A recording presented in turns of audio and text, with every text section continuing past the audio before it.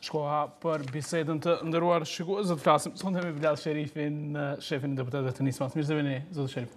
Faleminderit për ftesën, ishte gjeta. Lajmi i mirë javën e kaluar nga Brukseli është dhënë rekomandim pozitiv për liberalizimin e vizave.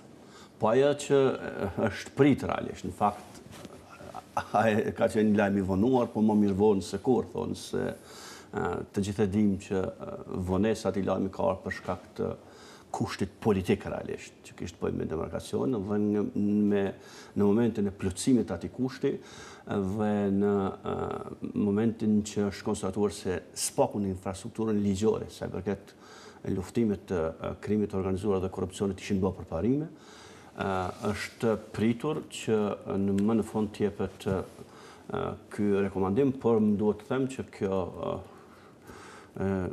është meritë të gjitha qeverive, si për të mira, si për të këqija. Pra, taksën apo tagrën e këtij vonesës e ardhes pasaj të vendimit, të rekomandimit pozitiv është meritë dhe përgjegjësi, gjithashtu thashë gjitha qeverive, as meritë dhe as përgjegjësi e një qeverie të veçantë. Në fund, edhe ky rekomandim dhe më lejoni që edhe unë se gjithë tjerët të shpreh kështu mirënjohjen dhe ture qytetarët për këtë vendim pozitiv, cilët shumë shpejt shpresojmë fund këtij viti, në fillim vitit tashëm, të kenë mundësi të qarkullojnë lirshëm në Europë si gjithë bashkëqytetarët e rajonit. Mëse meritat janë të gjithë përgjegjësia për shtyrjen, për vonesën kaq të madhe, kujt është? Mendoj që përgjegjësi kemi të gjithë, në veçanti edhe partitë e koalicionit kaluar dhe edhe partitë opozitës, sepse diku ka qaluar komunikimin normal mes nesh në mandatin e kaluar. Jemi dëshmitar të zhvillimeve dramatike që i kemi pas mandatin e kaluar dhe mirë që erdhëm deri këtu dhe tash është mirë që të nxjerrim mësimin nga gabimet që kemi bërë të kaluar dhe në të ardhmen të shtojmë komunikimin njëri me tjetrin dhe të japim zgjidhje çështjeve që kërkojnë zgjidhje dhe të mos barikadohemi në pozicione siç kemi qenë të barikaduar në të kaluarën. Keni për demarkacionin, Ledker në fakt thotë se do të bëheshin shumë moti, edhe presidenti në fakt në fjalinë e tij tërthorazi, pra thotë që në fakt ka edhe nisma që tash janë në qeveri janë përgjegjëse për shtyrjen, për shkak të barikadimit në mandatin. Po mendoj që edhe në anën të tyre ka pas barikadim, nuk ka pas vetëm në anën e vendosjes së AK-s së nismës, ka pas edhe në anën e tyre barikadim, nuk ka pas një gatishmëri për një zgjidhje proaktive, për një komunikim proaktiv në mënyrë që të gjinin një zgjidhje të përbashkët, ka pas tensionime dhe në fundit të gjithë e dim se si janë zhvilluar në atë kohë proceset dhe tani më ajo takon kaluarës, por ata që thash, le të nxjerrim mësime nga e kaluara dhe të shtojmë komunikimin njëri me tjetrin, partitë politike, aktorë të skenës politike publike në përgjithësi që në të ardhmen të mos i përsërisin këto përplasje. A keni shpresë që deri në fund vitit pra do të ketë liberalizim të vizave? Po tani më lejo të them që tani janë si them fazat e ardhshme varen janë kryesisht vendime politike, nuk janë teknike. Pra, nëse demarkacioni ishte kusht politik dhe plotësimi i kushtit për s'paku arritje një nivelit të kënaqshëm të infrastrukturës ligjore dhe të luftës kundër krimit dhe korrupsionit ishte kusht teknik. Tani më mbledhja e Këshillit të Ministrave, ju e dini ministrat e brendshëm është kryepunt vendim politik, s'ka të bëjë me aspektet teknike dhe asgjë tjetër. Parlamenti Evropian gjithashtu është votë politike, pra janë vendime politike për të cilat mendoj që tash përgjegjësinë ka më Bashkimi Evropian dhe institucionet e Bashkimit Evropian, po jo ne. Ne nuk mund të ndikojmë me përjashtim të lobimit, le ta quaj ashtu, me përjashtim të kontakteve që edhe janë duke i bërë edhe qeveria dhe deputetët veç edhe kryetari i kuvendit, me përjashtim të kësaj ne nuk mund të bëjmë asgjë. Nga ne nuk kërkohet asgjë tani vetëm të presim, pra, sepse tani më janë vendime politike dhe nëse vendime do të jetë ndryshe, jo dhënje datës, atëherë më në fund edhe Bashkimi Evropian nxjerr në shesh të vërtetën e saj se vonesa mbase nuk ka pas të bëjë me demarkacionin aq sa ka pas të bëjë edhe me problemet e tyre të brendshme, por tash nuk besoj që duhet të hedhim gur tek njëri tjetri BE të Kosova të BE, por të dy palët së bashku të provojmë të gjejmë një afat sa më të shkurtër që është fundi i vitit për të filluar që edhe qytetarët e Kosovës lëvizin ndeshëm në Evropë. A është i nevojshëm ky lobim që po bëhet nga Kuvendi i Kosovës, nga kryetari, deputetët? Në fakt, ka pasur kritika për të tjera shpenzime të taksapaguzëve kosovar në këto vizita. Unë mendoj që Ndikon. Jo vetëm që ndikon, por është domosdoshme apo është i domosdoshëm shkuarja, është domosdoshme shkuarja dhe lobimi me kolegët deputet, me kryetar të kuvendeve tjera, me ministra. Unë do t'ju tregoj vetëm një rast që është realisht është për të shoku se ne shpesh herë mendojmë që të gjithë botën e din hallet neve. Harrojmë që ata e kanë hallet tona në tavolinë vetëm pra që kosenimi me ta aty. Nga momenti kur ne dalim nga aty ato në tavolinë e tyre vinë letra tjera. Vinë hallet të vendeve tjera, hallet e tyre edhe më të mëdha se tona. Unë ju tregoj një rast, më ka treguar një deputet, do t'ja lë atij të tregoj ekskluzivitetin të mos e do t'i referohem temës, por nuk do t'ja them emrin, sepse nuk ka marrë leje nga. Po më ka treguar një gjë shumë interesante në parlamentin e Gjermanisë, në Bundestagin gjerman, bisedoi me një deputet i cili ishte antar i komisionit për zgjerim të BE-s. Dhe thane, unë tha bisedoj me të dhe e luta që të na ndihmoj në procesin e liberalizimit të vizave, ai tha mund drejtua mua, tha pse ende se shkruaj kjo punë. Kjo tregon se sa pak ka qenë sensibilizuar bota ta quaj ashtu parlamentare evropiane me çështjen e Kosovës, dhe në Austri po ashtu, aty kam qenë prezent edhe vetë. Kur kemi biseduar me disa deputet, kur ne kërkonim ndihmën dhe mbështetjen, lobimin edhe për neve për çështjen e vizave, dhe ai na pyeste neve kush është duke penguar. Pra, jo vetëm që nuk ishte i familiarizuar më tepër, po ai tash na pyeste neve, ne kishim shkuar nga ai të kërkojmë mbështetje, ai na pyeste neve pse kush është duke penguar. Ai treguat ju, ne vet kemi gjuajtur gaze. Po jo, tash po ironizon. Po ai bie kështu ose po jo, nuk i bie. Kush është duke penguar në kuptimin e shteteve? Jo në kuptimin e brendshëm. Po nëse do ne qesim edhe në atë plan. Po unë isha autokritik sa përket asaj në pjesën e parë të misionit dhe nuk mendoj që tani ka vend në këtë pjesë. Spaku t'jap vetes drejt që të them atë që mendoj. Pra, unë dua këto dy raste ti përdor edhe ti nxjerr këtu në tavolinë për të treguar se sa i nevojshëm është komunikimi me deputetët. Edhe një arsye, shive, ministrat, besoni, ministrat, qeveria, nuk mund të ushtroj as ndikim dhe as lobim më shumë se që mund të bëjnë deputetët. Se po që se arrim deputetët të bëjnë një deputet për vete, ai deputet i cili do vend Bashkimit Evropian më shumë do të ketë efekt ndikimi i tij tek ministri i tij se sa ministri jon tek ministri i tyre. Sepse deputeti ka ministrin e tij çdo ditë aty. Dhe çdo ditë mund t'ia kujtoj se e ka për detyrë apo se duhet të angazhohet në çështjen e Kosovës, në rastin konkret ju përflitin që takoni me deputet të Parlamentit Evropian, të cilët do të po mes tjerash pra, të cilët do të votojnë në Parlamentin Evropian kur të vijë votimi. Evropian, po dhe të vendeve përkatëse. Veç e veç të Bashkimit Evropian dhe mendoj që këtu është bë pak dhe në vend e keq është në vend që deputetët të inkurajohen për këtë lloj diplomacie parlamentare, deputetët fatkesisht janë dekurajuar përmes nxjerrjes në pak më shumë të shpenzimeve se sa të punës që apo të angazhimit që deputetët do duhet dhe e bëjnë, do duhet ta bëjnë dhe e bëjnë në kontakt me kolegët e tyre. Kjo besoj që ka të bëjë me faktin që këtu po shohim pra kuvendin një lloj kaosi, në një lloj bllokade, në pamundësi për të kaluar shumë ligje, për mungesë korumi, pra kjo betejë mes të pushtetit dhe opozitës.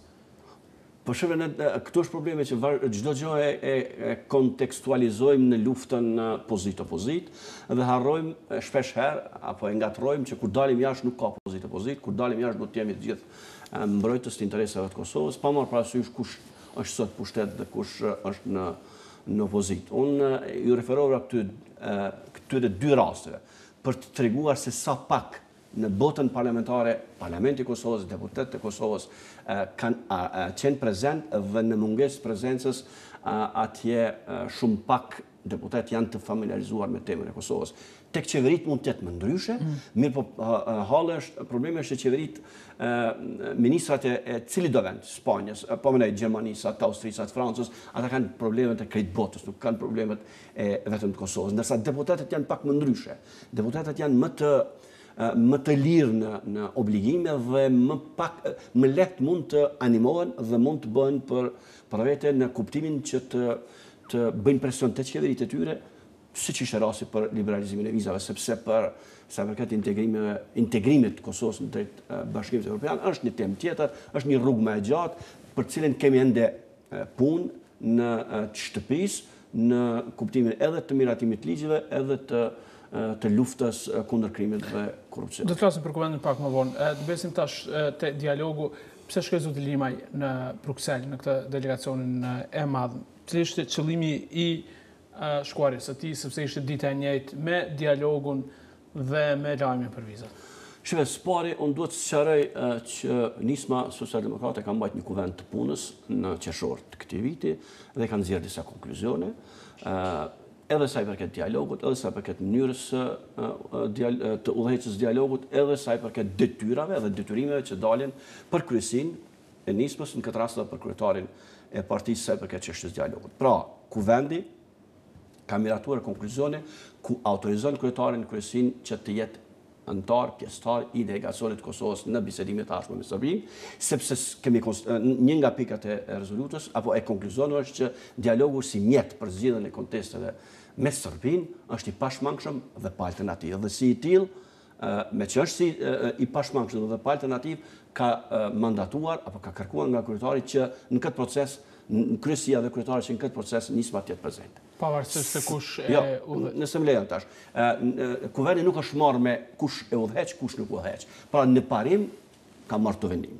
Tash, ai lloj dialogu për cilin ka marrë vendim kuvendi i punës dhe ka mandatuar kryesia dhe kryetarin ende nuk ka filluar fare. Pra, jemi ende në fazën e takimeve të presidentit Thaçi me presidentin Vučić sa i përket takimeve bilaterale. Pra, janë në nivelin e takimeve bilaterale, të cilat janë zhvilluar qoftë nga pozita e tyre si kryeministra, qoftë nga pozita e tyre tani si president të dy republikave. Kaq kjo ka të bëjë me kjo është ajo që desha them sa i përket pjesës që lidhet me shkuarjen e zotit Thaçi në Bruksel për të takuar me Vučićin. Ndërsa delegacioni i Republikës Kosovës, që ka koincidu për mendimin tim, ka mund takimi me Vučićin tjetë nesër, më njëtë një të ditë, ka shkuar për të takuar me zonin Mogherini dhe me zotin komisionerin Avramopoulos që është për liberalizimin e vizave. Dhe kushdo që beson se s'paku ne kemi pozicion qartë, nuk e kemi problem të shkoj kryetari, zëvendës kryeministri i qeverisë së Republikës Kosovës, me zotin Thaçi, me kryeministrin, me kryetarin e kuvendit, në takime qeveritare, në takime shtetërore, sa i përket temave cilat kanë të bëjnë me dialogu, me liberalizimin e vizave, me integrimet evropiane, ndërsa sa i përket dialogut temë për cilën ende ka debatet më rëndshme, ende nuk u është dhënë përgjigje definitive se si do ta organizojmë dhe si do ta zhvillojmë. Pra, ai lloj dialogut, tani tutje, lloj dialogu, tipi dialogu që ka zhvilluar zoti Thaçi me zotin Vučić është para përfundimit. Edhe jemi para hapjes atij kapitullit të fundit rreth zgjidhjes, po thojnë finale të çështjes Kosovës apo të kontesteve mes dy vendeve. Shkuarja, sa herë që, jo vetëm kësaj radhe, edhe nëse nesër e fton Mogherini në delegacion, pa më parasysh edhe të jetë zoti Thaçi, a nuk do të jetë zoti Limaj sërish do t'i përgjigjet takime të tilla, por përderisa ende nuk ka përfunduar debati i brendshëm, as në raport me partnerët e koalicionit, as në raport me opozitën, se spari si do të çka do të bisedojmë me Serbinë, cila do të jetë platforma, cili do të jetë formati dhe cila do të jetë mënyra e udhëheqjes, kush do ta udhëheq, si do të udhëhiqet ky dialog, mbetem i rezervuar për të shpreh çdo gjë për cilën aktualisht tek nisma kemi rënë dakord apo jemi duke diskutuar. Sherifi, takimi me Mogherinin ishte për dialogun apo jo? Zonja Mogherini është ndërmjetësuese e dialogut ndërmjet Kosovës dhe Serbisë. Dhe këta burra që shkuan, është diskutuar se kanë qenë gjithë burra, diskutuan me këtë zonjën për dialogun ndërmjet Kosovës dhe Serbisë apo jo? Të diskutosh për dialogun dhe të hysh në dialog, unë mendoj janë dy gjëra të këtë ndryshme. Po, natyrisht që është biseduar edhe për dialogun. Në mesin e shumë gjërave. Në mesin e shumë temave, mirë po të flasësh për dialogun dhe të mjesh pjesë e dialogut, janë dy gjëra të ndryshme. Po. Prandaj unë po them që kushdo që e fton zotin Limaj për të biseduar për dialogun, zoti Limaj do të shkon aty sepse ka detyrim nga kuvendi për të biseduar për dialogun. Por si thash, po e përsëris, dialogu ende nuk ka filluar. Po ju po e sheni kështu. Presidenti Thaçi e sheh nisje të fazës finale takimet që po i bën edhe Bashkimi Evropian. Sherifi e sheh këto dy takime si nisje të fazës finale të dialogut, sepse aty flitet edhe në komunikatën e fundit që të dy presidentët kanë folur për marrëveshjen ligjërisht të obligueshme që është pjesë e kësaj zgjidhjes finale. Unë nuk thash që kanë folur apo nuk kanë folur, sepse unë nuk i di që kanë folur. Krejt çka zoti Thaçi ka thonë për publikun është se ka qenë një takim i vështirë. Po çka tha Vučići, tha që Kosova është pjesë e Serbisë. Pra, sigur nuk e dinte. Deri më tash, jo, seriozisht po them, deri më tash unë nuk di çka është biseduar aty. Unë e di çka është biseduar në takimin e Mogherinit, në kuptimin atë që më ka treguar kryetari Limaj, që na ka informuar në NIS, po në parti se çka është biseduar. Pra ata kërkojnë një konsensus. Pra, është biseduar për dialogun. Është thënë që dialogu është shumë i rëndësishëm për të zgjidhur kontestet me Serbinë.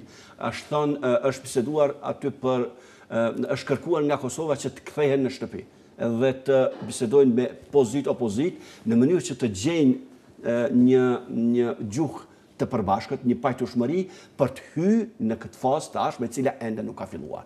Prandaj them që unë nuk përjashtoj mundësinë që zoti Thaçi të ketë biseduar për dialogun edhe me Vučićin. Por unë them me bindje plot që dialogu mes Kosovës dhe Serbisë nuk ka filluar. Kjo faza finale nuk ka filluar. Përderisa ajo nuk ka filluar, kushdo që na fton për të biseduar për dialogun, ne do të shkojmë edhe do t'i themi qëndrimet tona se çka mendojmë për dialogun, se si mendojmë se duhet zhvillohet ky dialog, se dhe çka mendojmë se duhet të hidhet në tavolinë bisedimit në Po ju e dini zoti Sherifi që presidenti Thaçi e përdori këtë për bërjet e delegacionit dhe në opinion tha pra që kjo është delegacioni i Kosovës për bisedime me Serbinë që ka një unitet të Kosovës spaku sa i përket koalicionit qeveritar për dialogun me Serbinë. Pra e bëri edhe zotin Limaj pjesë të delegacionit për dialogun se cilin ajo udhëheqve. Unë e kam dëgjuar që ka thonë zoti Thaçi. Zoti Thaçi ka thonë edhe këtë. Unë kam pas 2 agenda në Bruksel. Marrë, dëgjoni. Njëra agenda ka qenë në takim me Mogherinin, ku kanë qenë përfaqësues edhe të institucioneve tjera. E ke, mos t'ja përmendë emrin në televizion e ka thonë, mos bëj reklam. Ashtu, edhe ka thonë ka pas edhe një agjendë tjetër, në cilësinë e presidentit për të takuar me zotin Vučić dhe për biseduar për dialogun. Këtë fjali ka thonë. Merre shije. A ka thonë as ka thonë. Pra, ai ka qenë korrekt në interpretim të kësaj. Nuk mund t'i binë qaftesh. Unë e kam dëgjuar me vesh të mi që ka thotë që kam pas 2 agenda, një me këta zbashku me Mogherinin dhe këtë tjetër kanë pas vetë. Po në konferencë në aeroport ka thënë që kjo përbërja tregon unitetin e klasës politike për dialogun. Po për dialogun. Nuk dia a jam i qargjim. Unë mendoj që nga ana e mazhorancës ka unitet plot sa i përket për dialogun.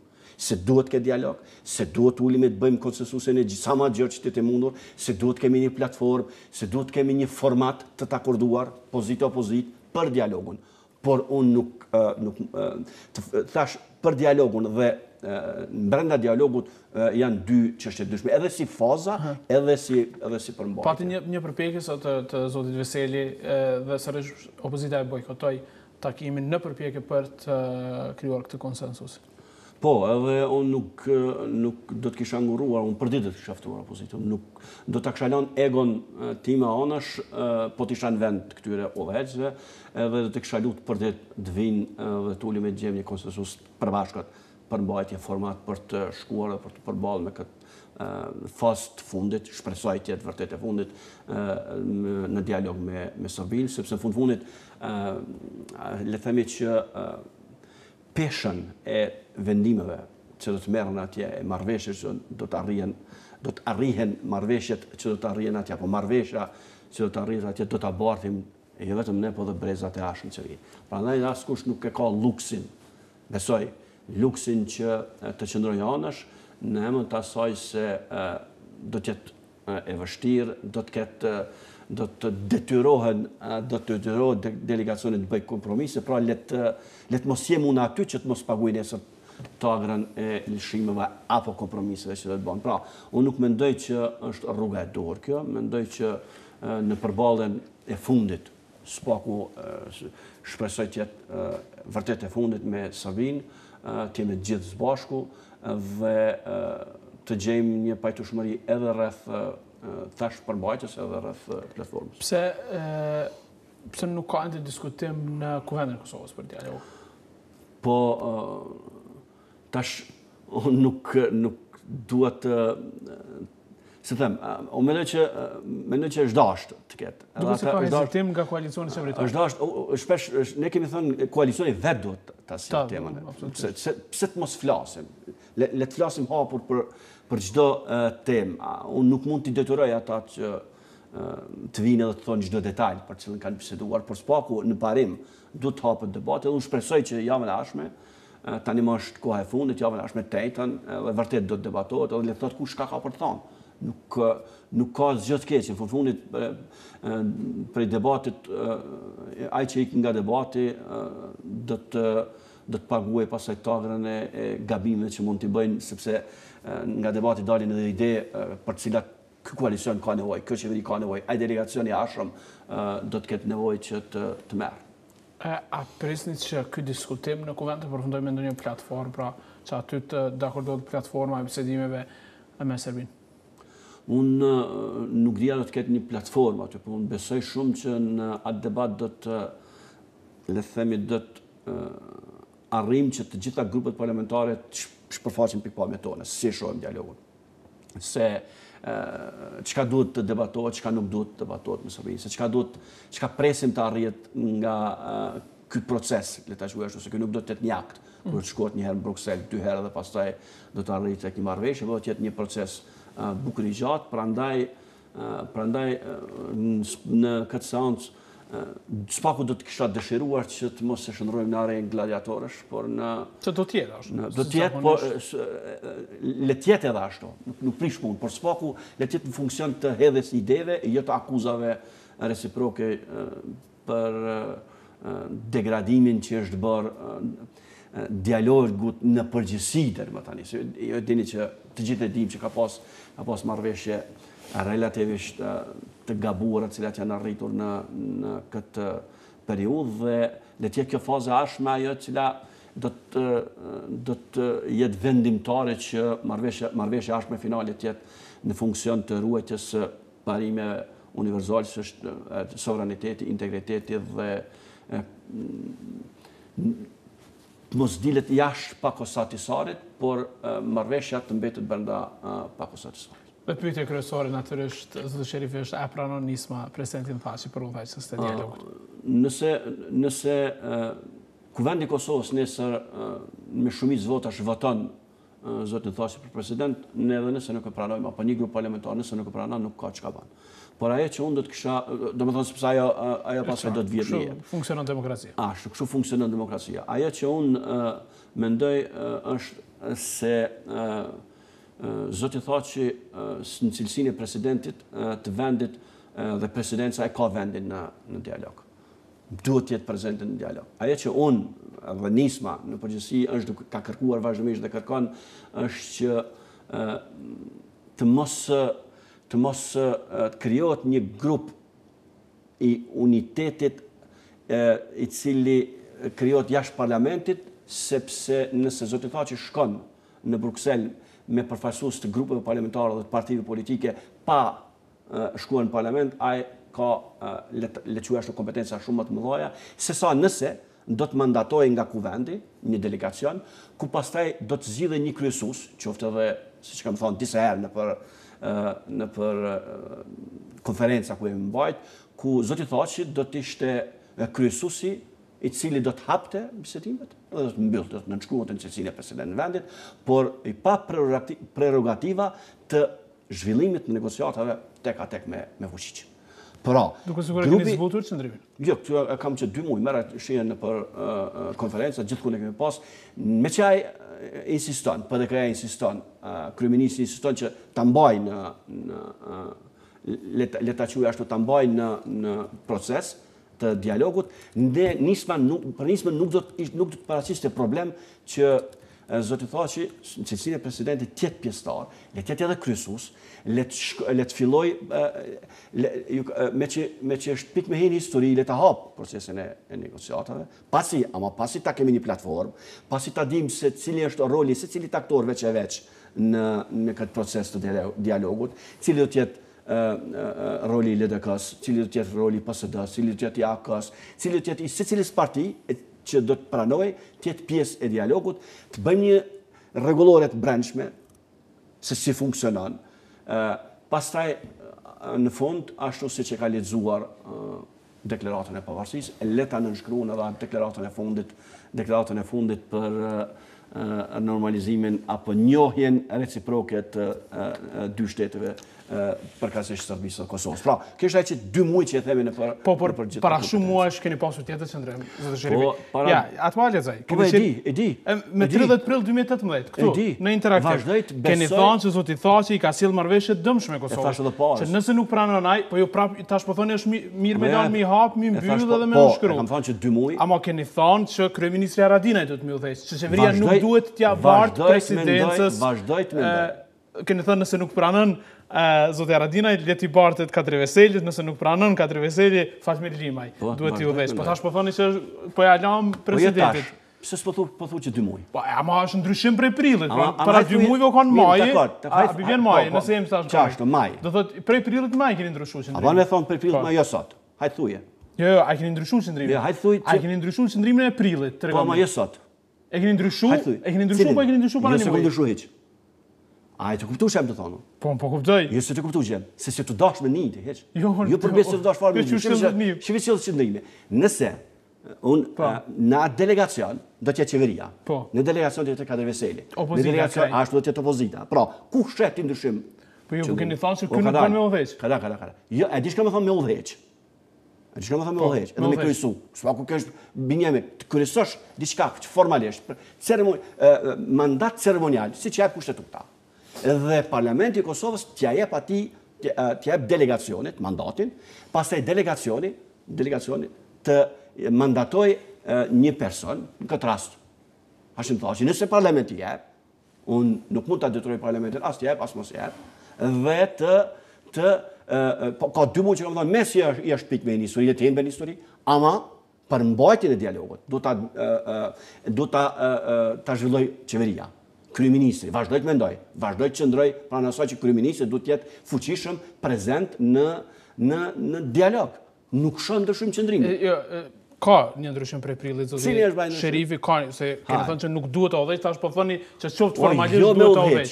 Jo me udhëheq. Edhe ta nënshkruaj. Jo, me udhëheq edhe me kryesu janë 2 sene të ndryshme. Kryesuesi i kuvendit kryeson një seancë, kryetari i kuvendit është udhëheqësi i kuvendit. Dini se zoti Thaçi nuk bëhet ceremonial aty, zoti Sherifi ta hapë ta mbyll dialogun. Unë me 6 deputet nuk mund ta 6, 7, 8 tani. Sa i keni 8? Apo me kry. Me 8 deputet, se përshot që keni farë padorimi. Ta kry.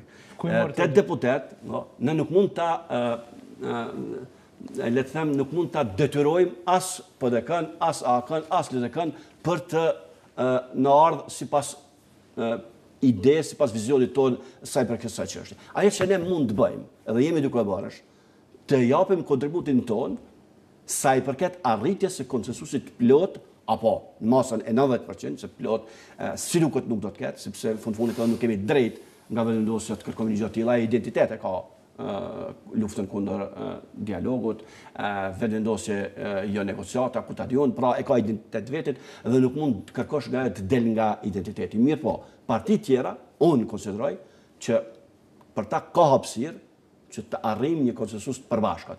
Këtë është duke bërë zoti Limaj, këtë është duke bërë nisma që të jetë një lloj katalizatori, një lloj mbështetësi i idesë për një konsensus ku të gjithë aktorët, skenës politike. Po, dhe presidencës të jenë pjesëmarrës në këtë proces. Dhe, ka 2 muaj që jemi duke e thonë, nuk do të ngulnim kom që me çdo kusht, sepse do të shihet si larje e llogarive personale me zotin Faqi, pra për të mos u pa si një larje e llogarive personale, si një përplasje për shkak të interesave personale, kemi thonë rregull, le të jetë formalisht, ashtu siç jep kushtetuta, edhe kuvendi ceremonial në fillim dhe në shkim i marrëveshjes. Por jo të krijohet një dialog, ai që shkojë të negociojë edhe të vijë këtu të tregojë çka ka negociu, çka ka pranuar, çka nuk ka pranuar. Pra, kjo është ajo që jemi duke e thonë, edhe në esencë, po të marrësh në esencë nuk ka ndonjë ndryshim të qëndrimeve, edhe sa për këtë asaj që më thonë, le ta merr zoti Veseli. Po mirë, nëse s'don zoti Veseli, s'don zoti Haradina, ata janë bartës kryesor në fundit të këtij koalicioni, nëse ata nuk duan, në fakt ata duan që ta merr zoti Thashin në cilësinë e presidentit, ne nuk po themi që ai ta merr në cilësinë e presidentit, por po kërkojmë që ta mandatoj delegacionin, ta mandatoj bashku me platformën Kuvendi i Kosovës. Pra, platforma dhe delegacioni të jenë një vot, jo 2 vota veç. Po, edhe në fakt, ideja që ju keni përcuar në prill ka qenë se do të votonit kundër zotit Thaçi në kuvend. Dhe tani e dini që është në dorën tuaj, me që PSD-ja, vetëvendosja dhe LDK janë absolutisht kundër që zotit Thaçi të udhëheq.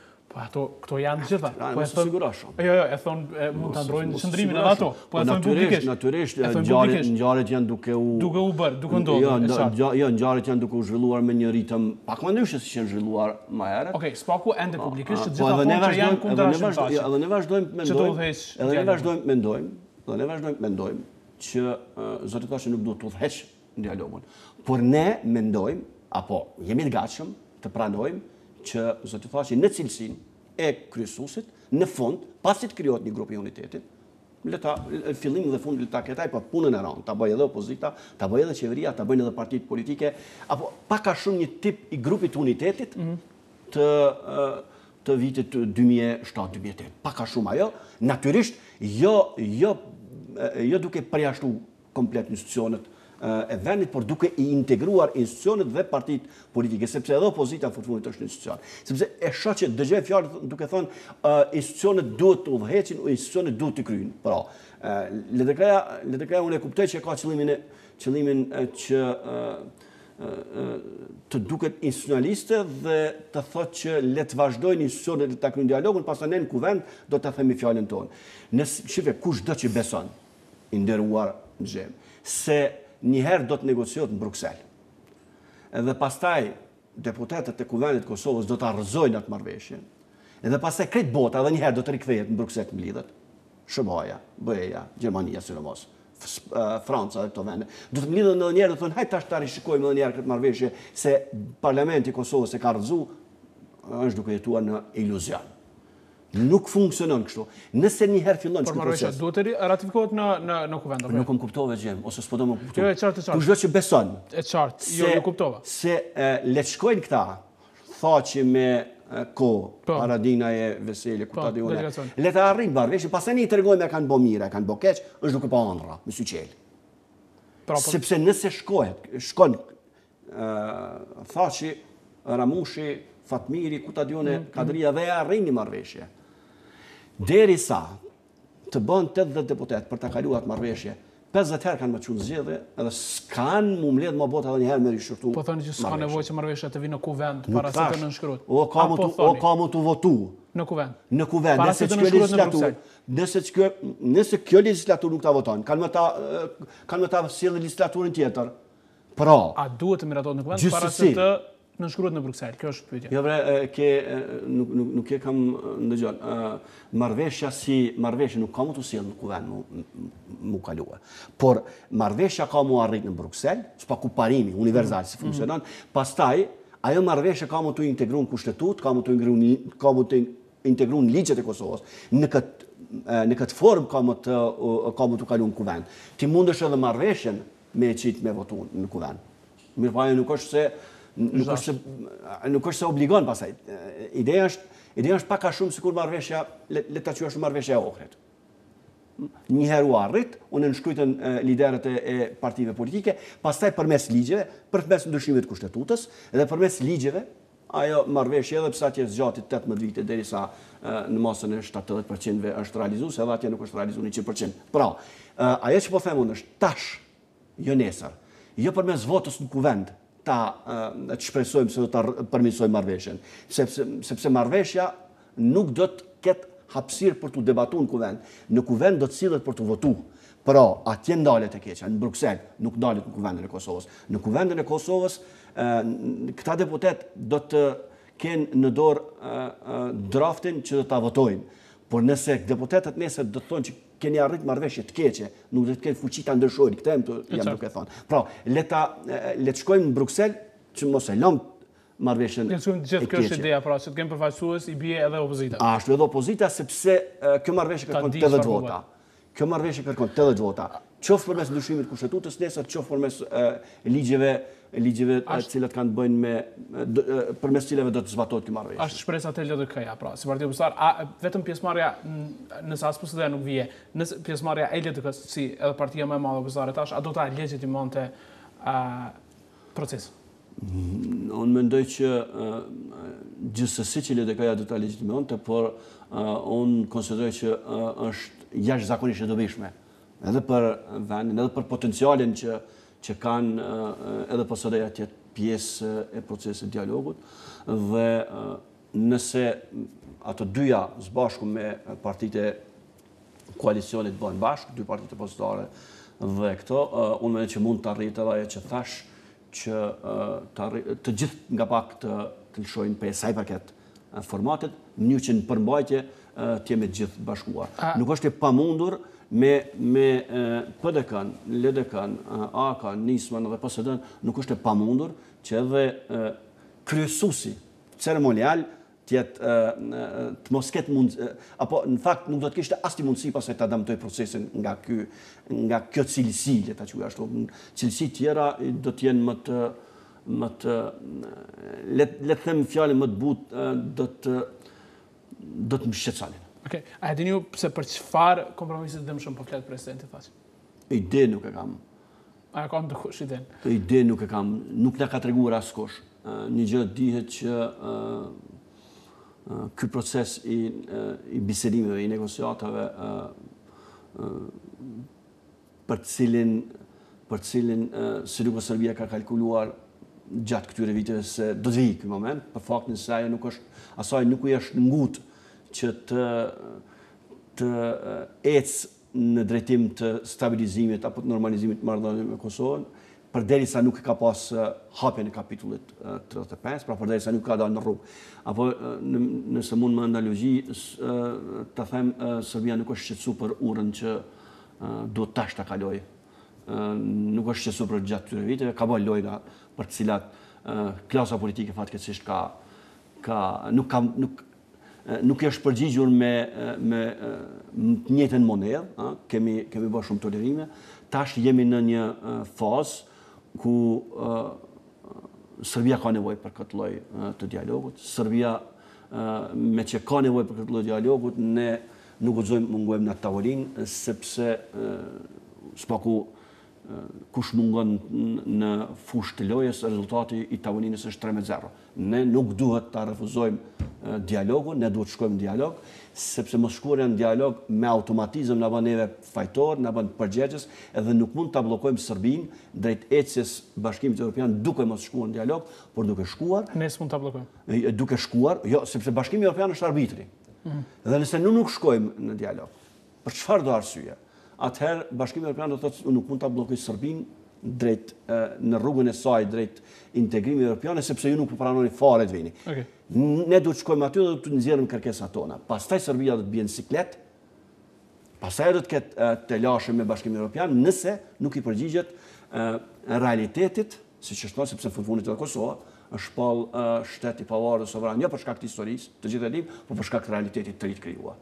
Realiteti i ri i krijuar është Kosova, shtet i pavarur, sovran i njohur nga mbi 100 shtete.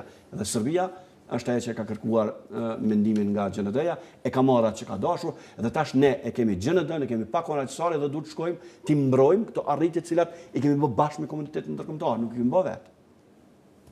Si zakonisht ju falenderoj për intervistën interaktive. Faleminderit. Faleminderit. Do kemi pas pak me sportin. Qëndrojmë.